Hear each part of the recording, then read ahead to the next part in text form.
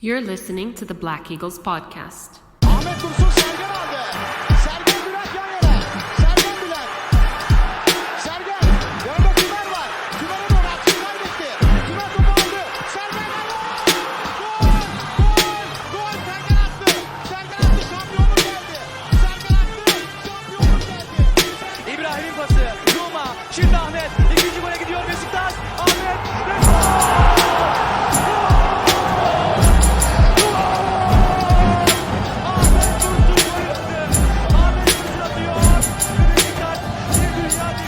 Welcome back, everybody. Episode 121 of Beşiktaş International's The Black Eagles podcast. I am your host, Sinan Schwarting, live from New York City, as always, back at you. And with me again, as usual, is the Akman himself, Evran Akman. How we doing, sir? Good, how are you? Good. How do I sound, by the way, everyone? Sound-wise? Better. Better? Yeah. If there's any sound issues, our listeners, we apologize. We're having technical issues today. We do not know what on earth is going on. At this point, I'm ready to blame Skype. I really have no idea. But hopefully there are no issues, and this is all for nothing, basically, that this is being said, essentially. So we've got a lot to talk about today, or rather some very important things to talk about, maybe not that much. And let's just dive right in. First of all, it's Saturday night here in New York City. Usually we record on Monday nights, and I promised an episode on Monday night where I would announce the winner of our raffle drawing for the Mohamed Elneny match-worn kit. I apologize. I didn't anticipate recording early.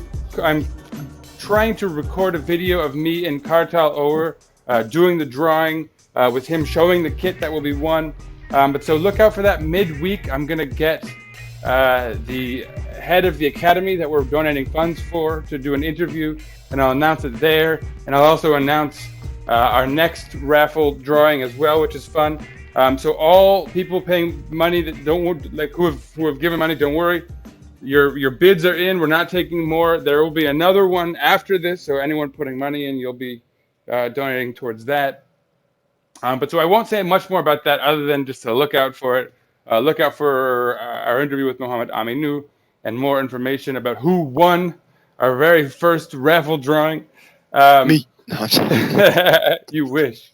But so let's just do what we got to do here, because the reason we're recording tonight is because it's an exciting time to be alive for Beşiktaş fans. I'm going to do a little dream sequence to something I said on May 27th, almost exactly 2 months ago. We said, cue the flashback sound effects.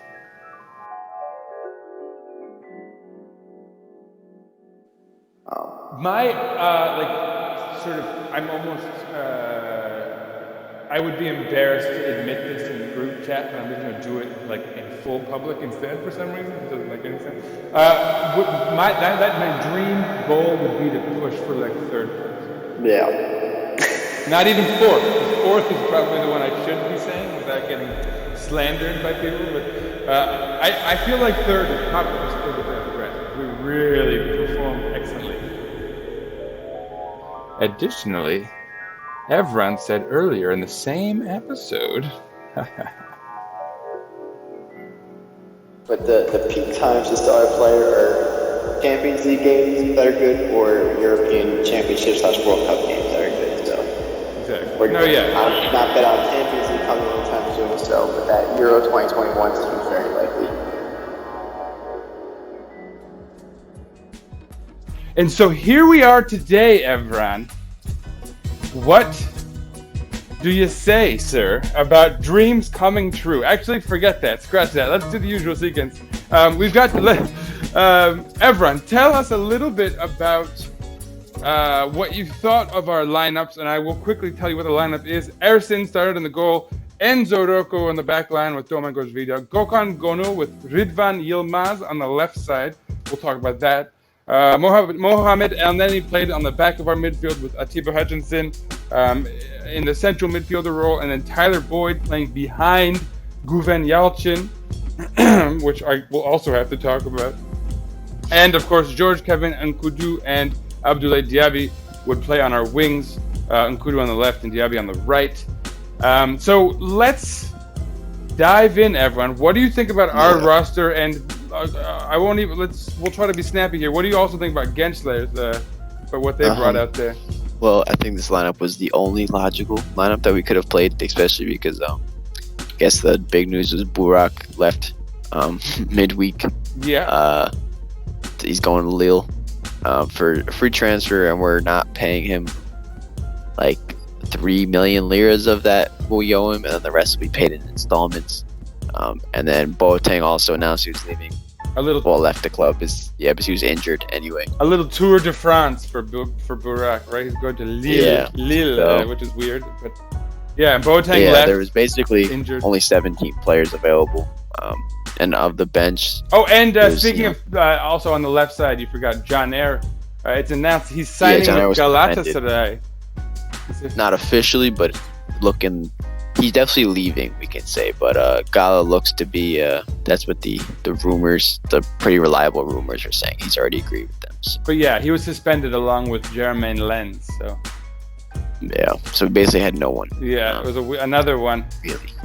Which again, I think suits Sergen Yalchin, because we've sort of deduced maybe that evaluation is not his main skill, player evaluation. But anyway, what about Gençler's lineup? What do you think of them?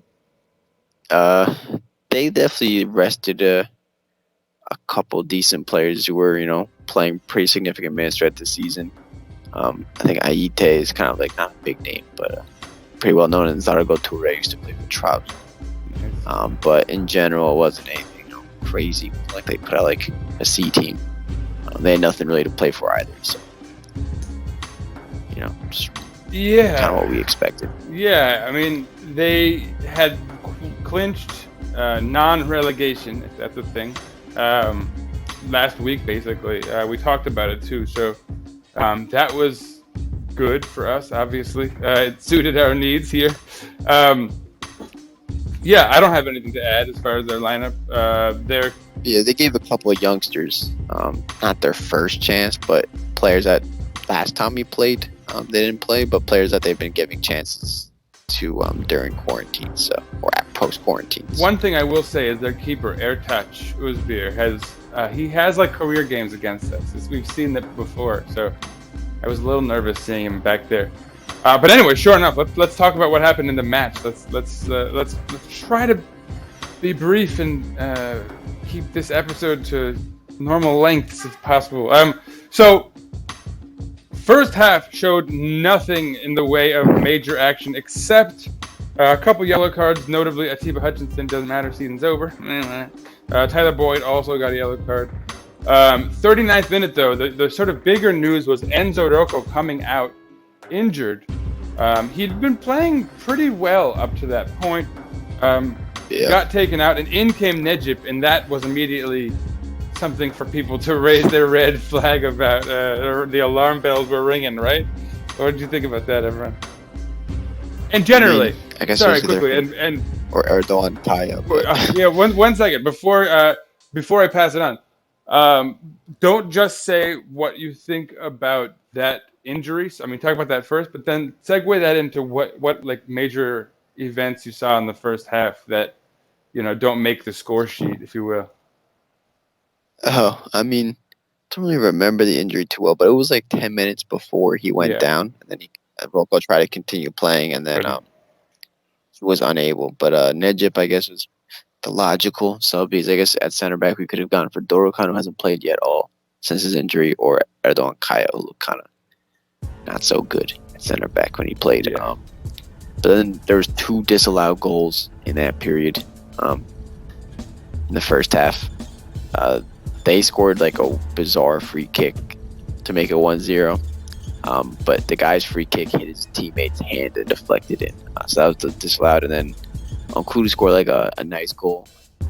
Beautiful curling effort into the top corner. But Diaby, as he fell over like 30 seconds before, no one even noticed that he pushed the ball past. Like really one of the dirtiest handballs I've ever seen. And like, it's worth noting how beautiful Nkudu's effort was that was erased by such a dirty handball. That pissed me off. And Diaby had a terrible first half, I think it should be noted. He missed a couple chances. Yeah. Another notable moment was Tyler Boyd getting a one-on-one almost, and then the defender taking the ball off him at the last minute. He should have probably gotten a shot off. But one thing of note is that we didn't get a corner on that, which was weird because we should have totally like. Sucks. I don't know what that was. And they showed the replay, and even the announcer was like, "Well, anyway, okay, that's not awarded." But yeah, so halftime 0-0, and like I said, Ertac having a very good match against us, and he's done it before. I don't know what the deal is with that. Maybe he grew up a Fener fan or something during the Mehmet Topuz era. But so whatever it was, that was taken off the board immediately because in the second half, my man Ertac got taken out of the match for Burak Chapkinolu, if that's, I hope I pronounced that right. But yeah, and so that actually like alleviated my fears a lot going into the half. Although generally I felt like we'd kind of taken control of the match by the end of the first half. Yeah, we definitely had several pretty good chances that we wasted.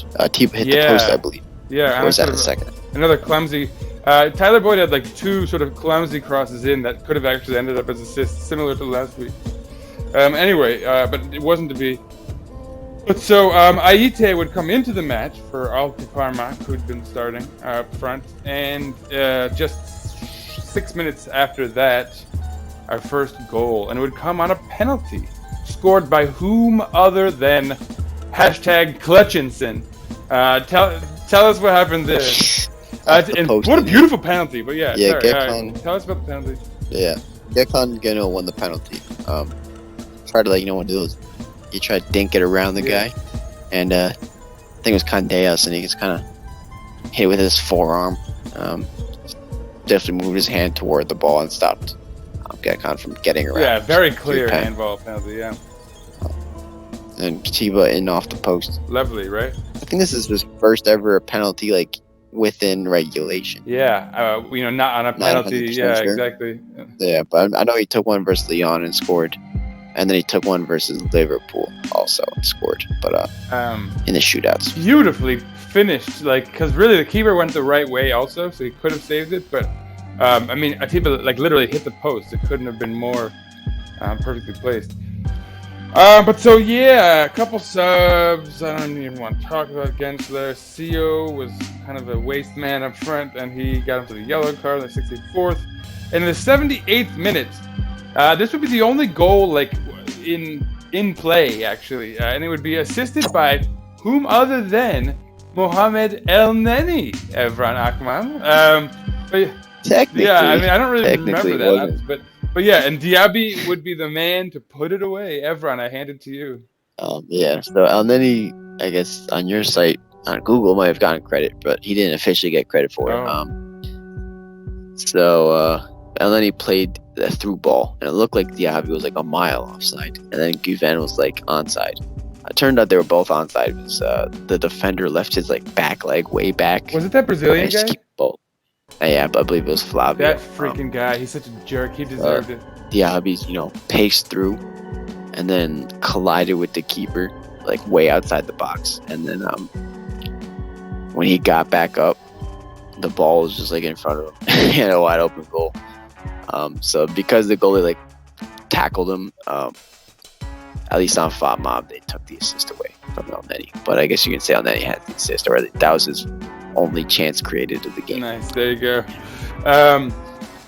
So yeah, nonetheless, big goal because that gave us the comfort that we sort of needed. Still, you want to get that third goal, obviously. If there were fans there, they'd be cheering, shouting the Uchlus, right? But anyway, another sub by Gensler. I don't even care. To this point, we've not made any subs, by the way, Beşiktaş. And it's now the 78th minute we scored. 81st minute, another penalty.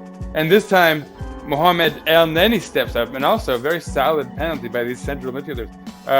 What happened on the penalty there? Yeah, I think it was Atiba played Diaby into the side of the box. And the goalie came out to try to get it and slid in. Diaby got there first. It was a little soft. I think Diaby was like looking for the contact as he was leaving the box, but in a way, there was gave enough a penalty. contact that you couldn't really not call it. Yeah. So they equaled out. And the goal. Yeah, and then the goal. Goalie went the wrong way. He put it like pretty close to the top corner. Pretty emphatic penalty. Yeah, got the job done for sure. Mr. Momo. Yes. First goal of the season for Elneny. Yeah, and then he got his goal finally, last match of the season. I wonder if that's why he took the penalty too, just because like he knew this would be his chance to put one away for the year. Anyway, the sort of exciting part of this is that after the goal was scored, Dorukhan Tokos would come out for the first time this season, and for I guess really like a season and a half or 3/4. Dorukhan would enter the game for, and this would be weird, in Pudu. What's the formation at this point? I think it was kind of shifted to like a 4-3-3 type thing. Technically he was still a right mid, but he dropped weight, or left mid. He definitely played way more like central and defensively. Yeah, I think they just kind of like threw him in there, but like do whatever the hell you want, to be honest. So, the game was 3-0, over. 83rd minute. It's not like it's a major moment for us at this point. 87th minute, Kartal Kaida Yilmaz would come into the match for Atiba, who earned a break, certainly. It's a big goal for him. And again, a solid match for him all around. Kartal, any comments there? It looked pretty good. I think like that one class long ball. Yeah, he let one run through. I mean, it was nice. like 5 minutes. So, but he did look good in those 5 minutes. So. 90th minute, Ersin Destanulo got a yellow, and I thought that was garbage because I didn't even think he was really wasting time. He was trying to get the guy to clear out of the box. So that happened. Doesn't matter though because the season's over. Back to square one for all those cards, right? Yeah. And that would except red cards. Yeah, but we didn't have anything. But so that would be it. The game's over, 0-3, and immediately people are running to the sidelines to look at phones. Why do you think? Because of course they're trying to see what happened today in Sivas. Was the match in Sivas? It's in Izmir. Guess. Of course, yeah, I knew that. It was in Izmir. To see what was happening in the match in Izmir against Sivas, the Göztepe Sivas match. And Evran, why don't you just let's do that first this week. Tell us the standings, or tell us what happened elsewhere in the league today. All right. I'll do Sivas last. So the day before we played, Gala tied on Talia, which meant that they were in danger of falling further down, which they did because the other simultaneous game, Alanya won. So Alanya moved in to 5th place, and Gala fell to 6th place. Fenerbahce was going to be 7th place regardless of what they did. Fenerbahce won, Trabzon won, so we did not finish equal on points in Trabzon. Yeah, that's unfortunate. It would have been a fun little asterisk season. I think they had us on head-to-head anyway. So, yeah, Trabzon's on 65 points. We're on 62 points. But Shakshir plays tomorrow, so we don't know what they're going to do. But their game was meaningless. Denizli actually lost, so they could have gotten relegated. And Rize also lost. But all of the bottom 3 teams lost. Malatya, Kayseri, or the 2 of the other teams lost that were already out. Yeah. So the relegation set. Tell us who's going down. Yeah. Kayseri, Malatya, and Ankara Gücü. I feel like Malatya was probably unlucky, especially if you look at like the goal difference. Their goal difference was -7, and then the teams above them was -19 and -17. Yeah, it's not. Kayseri's goal difference was -32, so obviously they'll be bummed. Yeah, and I feel bad for Kayseri just because it's a real city with fans. Yeah. They'll be bummed, but. Let's talk about the match that really mattered here, though. And this is why everyone's running to their phone. Everyone, what happened in Izmir? Sivas. Everything on the line dropped. The game 3-1. Yes. Our boy, Atenç Nukan, was playing center back. He did not play much this season, only his 6th appearance. And apparently he had a blinder of a game with 16 clearances. Hell yeah. Hell yeah. Holding it down in Izmir for us. Yeah. That's what we like to see. Good, man. What the hell? What do you got to say? So obviously the result of this means that by Beşiktaş, the dream has come true. We are the miracle on ice. No, the miracle on the pitch is official. Third place is ours. Massive credit to Sergen Yalçın. That guy did everything with nothing. Third place is ours, and with it, very likely a Champions League spot. We're waiting this week for news from CAS, the Cour d'Arbitration du Sport, regarding Trabzonspor and their very likely suspension from Europe. And so we can hope for the best here. I mean, you hate to, Trabzon earned a spot this year in Europe, but I will not feel bad taking it, not even for a moment. Do you have any thoughts on that, Evran? Yeah. No, I mean, I pretty much agree. I think I wouldn't be angry to see Trabzon go. They have a good team, real fan base, and they definitely, deserved it on the field. They probably should have won the title based on the squad they had. And I will say, there's a silver lining to know, this. So because Galatasaray theoretically gets that last spot in Europe, because the cup finals between Trabzonspor and Alanya, and so either way, with Alanya passing Galatasaray, that fifth spot goes to Galatasaray. If Trabzon is out, so what I'm trying to say is that there's a silver lining, even if we don't go to the Champions League, because Trabzonspor is allowed to play in Europe. The silver lining there would, of course, be that this means that Galatasaray is out. So at least we'll have that. But obviously, we hope we'll get Champions League. And I guess whatever, Galatasaray can play with two. Let's talk now, Evran. Tell us some stats. Give us the stat flash. Go. No advanced stats today due to the time. Because we're so timely. It's our fault for being so damn responsible. I think Beşiktaş had 61% possession, which is pretty good. Gençlerbirliği put up a little bit of a fight. Like, they tried, but they weren't that dangerous. I think they had one massive chance. They blew. In the first half. We had less shots than them, 10-14, but we created 5 big chances to the 1 big chance. So basically, like, every chance we had was good. So our XPG may have been pretty decent in the end. Yeah, XP was probably pretty good. And then I think Ederson was quite good. Also made 4 saves. Yeah. Third clean sheet in a row. He looked solid. Didn't Came get out of his goal. Didn't get challenged really solidly, but at the same time, showed enough. Like, there was one real save towards the end, for example, like the 1-on-1 that was solid. Yeah, I mean, I guess Guven was out there. He did something. He jumped into people, I guess, for once. That's what we hope for from him. Yeah. That's all we got, man. That's all we got. And it's important to note, in regards to that Burak Yılmaz going to Lille to play alongside Yusuf Yazıcı and Zeki Çelik, and also Mustafa Kapi as well, who's apparently signing from Galatasaray. That means that right now, going into next season, and by the way, our training starts in 3 weeks on August 10th. August 10th, so quite soon. What this all sort of translates into is that we have currently Güven Yalçın and Umut Nayir as our only 2 strikers in the squad. So obviously there's some work to be done there on the market. Kyle Laren and Ozan Akgün, I think, are.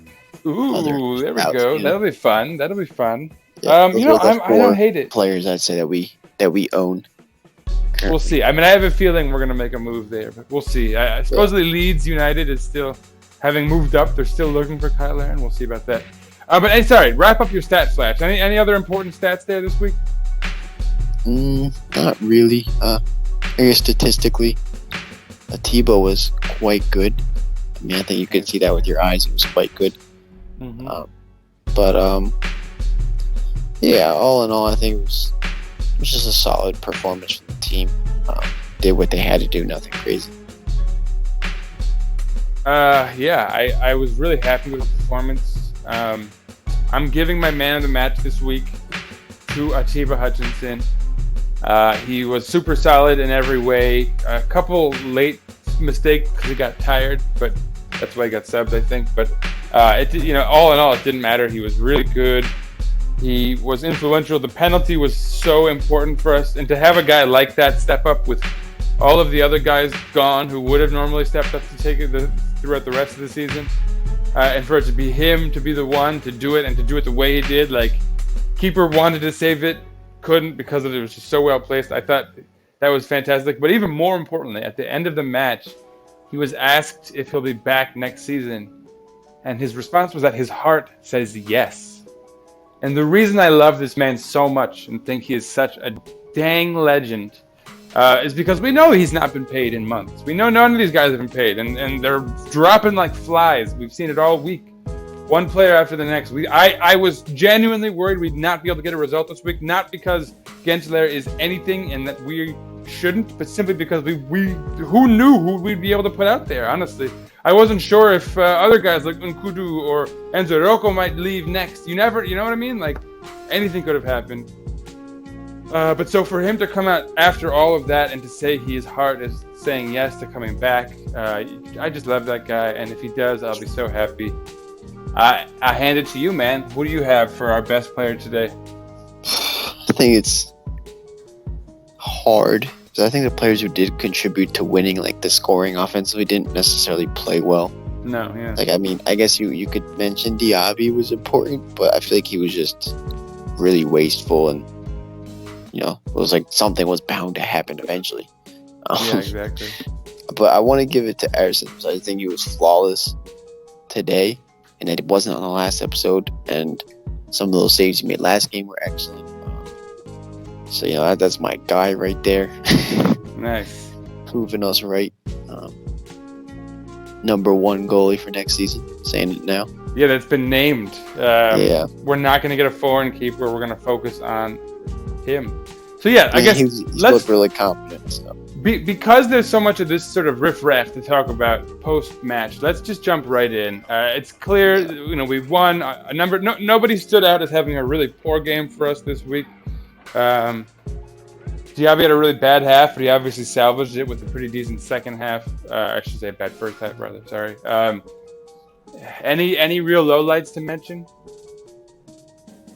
I guess we had to see Nejip again. Yeah, but he didn't really do anything wrong. I guess Boyd was pretty wasteful in front of goal, but he was lively.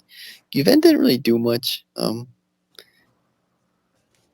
feel like he was kind of forgot he even played in the second half. I don't remember a single thing he really did, but yeah, him and Boyd and Diaby are not. That's not a trio that's going to strike fear into the hearts of defenses, I don't think. Hopefully that's the last. Yeah, that's so let's dig in. Let's talk about some news. And so a lot of it came out today, and some of it came out in the last few days. The news that came out today, we talked about John Air going to Galatasaray. That sounds kind of likely. And the bigger one that I'm fairly happy with is that it's been announced that we are not bringing back Abdoulaye Diaby. Tell us about that, Evran. Yeah, so I think it was in the news that we were going to get him again to finalize the loan or to make it permanent from beIN Sports. But today, Ortaçizgi exclusive said that we are, separating the roads, as they say. That the loan, that'll be it for Diaby. Massive. I'm not gonna say good riddance, but yeah, he's not worth the money. No, he's not worth in any shape or form. For what we need, all the things that we need to clear the decks, and that means definitely not paying for the likes of him at the moment. And honestly, that's why I don't feel so bad about losing Burak Yilmaz either. You can't legitimately say that you're restructuring everything and lowering costs and becoming a kind of like academy type club, and then focus on paying guys their last salaries like Burak Yilmaz, Caner Erkin, or Gökhan Gönül. And let's talk about that one now. To be honest, he's the one I'd be most happy about keeping. But there's sort of news. Evran, what do we got? Yeah, so the contract negotiations aren't going too good. It looks like there are reports that he's going to sign for Fenerbahce, but those aren't like official. And now today, Fener finished in 7th place, definitively out of any European spots, while Beşiktaş might have a hope at Champions League football. You'd think this would be his last real crack at it if he wanted one more go. Yeah, I think there's still a bit. As of like a couple days ago, Beşiktaş did not offer him a new contract offer after he rebutted the previous one, which was quite low. Yeah, it was like less than 500K. 4 million liras guaranteed, and then 4 million liras bonus, which would be like about 500 guaranteed. Yikes. And then we don't know what the bonus is, how to trigger them. Could be like winning the title or something. So, and then Sagan spoke live after the game. He said, Ozan and Fatih, looks like, he wants them to play next year. Which is a rebuttal to the talk of Fatih leaving in exchange for Wellington with Elneny, which would be a terrible decision on my end. Yeah. If I could say, I'd like to see Fatih Aksa. We don't really have much depth at defensive midfielder, and we have too many needs elsewhere. Yeah. We really need like 2 strikers. We're gonna need a right back if Gökhan Gönül's gone, and even if he isn't, I don't know if Douglas is around as a backup. We're gonna need a lot of things. We're gonna need another winger or 2. Yeah. We're gonna have to replace all the players that will probably continue to so leave. Speaking of a winger or 2, there's news of maybe Gökhan Töre again. What was that, Evran? That's been Orta Çizgi exclusive also, saying that it's pretty much done and dusted that he'll be coming back. And also done and dusted is someone we've mentioned earlier from the lower leagues, from Kasımpaşa. Oh no, not Kasımpaşa, Karşıyaka, from Karşıyaka, which is actually way more exciting than Kasımpaşa. Doğukan, who I said it was fantastic for me in Football Manager, like 2017 or something. Yes, it's not officially all done and dusted, but this team's still fighting for promotion to the 2 league or the 3rd division. But it's all been just about just a couple signatures away. And also, geez, man, I can't believe we have so much to do. Speaking of rumors, there's rumors of a free agent pickup. A young, not so young, 31-year-old central defender, former Premier League Southampton, Japanese national team. What team? Where does he play right now? He was on loan in the Bundesliga, Maya Yoshida. Yeah, Maya Yoshida. So what do we got there? I don't know how realistic it is, but I think he's one of the candidates. He's actually in the Serie A. He's on loan too. I apologize, but he's a free agent, experienced center back. So I think that's the type of. Yeah, he's playing for Sampdoria at the moment. Sorry. Yeah, I'm not sure if he's affordable or not, but I think the interest definitely makes sense. And the price is right. He's free. But salary we don't know. His salary would be probably the Premier League salaries are extremely high. So it's definitely not 500,000 a year. Let's just put it that way. So he would be definitely at the top of our wage bill if you would even want to come. So. No, I would have been completely opposed to it on the logic of us not wanting to spend for that kind of thing. But I think post Victor Ruiz, it's clear that we'll probably have to make a move. I mean, I'll be honest. I've been sort of happily surprised with the play of Enzo Rocco since he's started getting playing time consistently. The injury today was poorly timed. He was finally sort of asserting himself in the lineup, and then boom. But whatever, last match, so it's not like he can play next week or anything anyway. As a partner, right, you've got Domagoj Vida, and you think, okay, boom, I guess we can't be too picky. We've got Isimat as our 3rd guy who could potentially replace. Yeah, but I don't think we're keeping all those guys. Exactly, and I was going to say, we're certainly probably not going to be able to keep Domagoj Vida because of his salary. And we're likely not going to be able to keep Enzo Rocco either, given his. What do you think? Yeah, I think with the foreigner limit looking to come back, Sagan touched upon that, looking like 8 on the field or something like that for next year. I think most of the foreigners will leave, except probably Atiba, Boyd, and Onkuru. I think will probably stay. But yeah, it's not a good time financially. players aren't being paid. I think we just gotta take what we can get. Yeah. I mean, so Atiba, Boyd, and Kudu. Theoretically, like, it might be hard to get rid of Jermaine Lens because I don't know who's going to pay him what we are. And so he can ultimately just be like, I don't want to go there. So that might be one of the harder ones to let go of. Ljajic is increasingly a question mark because of the fact that he got the coronavirus and didn't play. He would absolutely have been sold if he kept playing the way he had been. And he would have made our lives a lot easier, I think, in these last few weeks too. But even still, there's a good chance he'll be sold, I think. Domagoj Vida, I think we can... as long as we don't lose him for free. I mean, I think we can assume that Domagoj Vida's gone. Just like he played well towards the end. He really got it together in these last few matches. I don't know, man. He's another one of these guys who really seems to love playing for Beşiktaş. So, if he decides to stick it out, we shall see. And he'd obviously have to take a bit of a cut as far as salaries. But he would also then potentially be a captain, or certainly he'd be up for a co-captain or whatever alongside Atiba if he stuck around. But I don't know if that's worthy of taking a huge pay cut for a freaking armband. Anything else, Evran? What have we missed on? Can we talk about what Burak's ramblings today?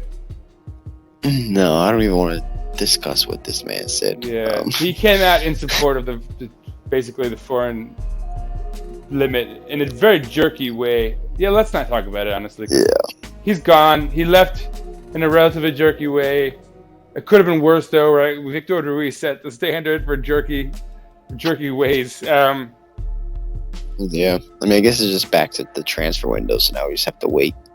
We have to wait for the transfers, and then I think a lot of those will depend on the CAS decision if we're going to the Champions League or not. Exactly. So stay tuned, everyone. Next up, we're going to be interviewing Mohamed Aminu regarding the Beşiktaş JK Berlin Academy of Ghana, or of Accra, in Ghana. And we'll hopefully have some extra news. I don't know if we'll wait until the news about the CAS decision regarding Trabzonspor comes in. If so, I mean, likely, Evran, you and I will record a little intro and outro for the interview and, just, go over whatever the latest gossip is. Supposedly, we're going to get a transfer in pretty quickly this window. I'm assuming that's going to be Doğukan İnci, especially given all of his activity on Instagram and whatnot. I think he's tried to make it as clear as one could that he's on his way. So there's news of that, of some relatively quick news coming, but I think it'll be the younger, less flashy stuff. I doubt it'll be like Maya Yoshida or anything exciting. Stay tuned for a backup goalkeeper. It's going to be a Turk, so I'm guessing Volkan Babacan. Unless Sinan Bolat thinks he can come in and take that starting role from Ersin. I don't think he'd come otherwise. Or anyone who's halfway decent for that matter. Final, close us out on that, Evran. What do you think about so we know it's going to be a Turk. Who's our backup goalkeeper going to be next season? I think Babacan makes the most sense because he's already a backup. I think me and you were going between Babacan and Bolat all podcasts talking about these transfers. So I think it's going to be one of those two. But now with Ersin playing so well, I think Babacan just makes more sense. To be cheaper, less likely to start. It just makes sense. I'm excited at the notion of seeing a qualifier match for the Champions League with Ersin getting that kind of valuable experience. And what it means also is we're guaranteed at least a spot in the group stage of the Europa League. Because if we lose in the playoff for the Champions League. Well, no, if we lose early enough in the qualifiers. So I think they're changing. Yeah. Really? So we have to go through the round first before the playoff? Yeah. I believe. But I think we're seeded though, because we haven't been so bad in the last few years. So we might not have a bad opponent. Yeah. So most likely we should be fine. But if we really blow it, that would suck. Lose everything. Yeah, but so stay tuned, everyone. On that note, geez, everyone, thanks for that. No, I mean, it's going to be great. I'm excited to start having some summer transfer window episodes. Hopefully we can get Khan to give us those fancy interviews with people, giving us information about incoming transfers if we make any exciting ones. But, you know, whatever. Either way, it's going to be fun to get into the news. I'm personally really excited to see where we go with all these limitations we have financially and stuff. You know, with now the news of perhaps a Champions League money, financial injection, you know, we'll find out soon enough, obviously. But that will change the dynamics of our window very suddenly, I think. But making the Yoshidas more likely. Maybe making I was going to say also maybe making it more likely we keep Ljajic or Vida or something like that, right? That Champions League money is huge. Yeah, I think it's a possibility. It's a possibility now. Would not say it's a probability, though, that either of them stay. And I should say, by the way, also that even if we don't make the Champions League, we would not be in the group stage of the Europa League. That now goes directly to the winner of the Cup, which is sort of weird. But so, if Trabzon wins, we get that spot, which would be directly to the group stage of Europa League. Assuming Trabzon was unbanned. If they're unbanned, right? Yeah, exactly. But what I mean is even if they are banned, we'll still get the spot that would go, because it doesn't go to the loser anymore, right? It goes to that other spot, so it goes to the table, and so we'd get into the Europa League qualifiers. Yeah, it would be third place, but if we're in second place, then it wouldn't go to us. Yeah, that's true. Oh my god, yeah, exactly, yeah. So there's so many variables, but there's a possibility we're in the third qualification round of the Europa League if the worst case scenario comes out and Trabzon is back. There's a possibility we're into the qualifying rounds of the Champions League, and let's hope for that. Cross your fingers. We'll be back with news. We'll be back with news about that soon, as well as all kinds of other news. Evran, final words. I think we lucked out. I think we did very well for how bad everything is, but I hope the board doesn't screw it up now. That's really, hopefully they learned lessons. I don't have high opinions of them, so hopefully they can prove me wrong. Yeah, Sergen Yalchin pulled a miracle out of the hat, a bunny out of the hat, a rabbit out of the hat. And you're right that we were lucky. That said, look at Galatasaray, who had even more people missing, or I should say less people missing. Of course, maybe more important players injured, but generally I think would be less impacted all in all, and yet they could not hold up their end of the bargain, whereas we pulled it out and got that third place spot. So all credit to those sort of scrappy guys that were in the squad this year, and certainly credit to Sergen Yalchin for getting them to play as best he could. I of course have to say follow us on Twitter at Eagles_podcast. Follow the mothership at Beşiktaş_INT. Follow this fella over here at Fan of BJK. All of the Akman's hot takes. Follow myself at Sir_Rights_a lot. Stay tuned for great news and fun stuff regarding your donations to Ghana and transfers and court arbitration decisions. How much more exciting can it get? But of course, I would be insane not to. Well, excuse me. I got a little too excited. I would be insane not to mention Go Beşiktaş! Third place Champions League! Şimdi baba önüne. Baba aldı. Baba girdi. Baba. Çok babasın. Çok harikasın. Çok güzelsin. Harika. Thank God the music's going to be drowning us out. 2-0. Woo! You did it, bro. That was like a record time. 40 minutes, 35 minutes. I didn't even see Regis go. Yeah, Regis 8 games. Yeah. That's why I said you got it.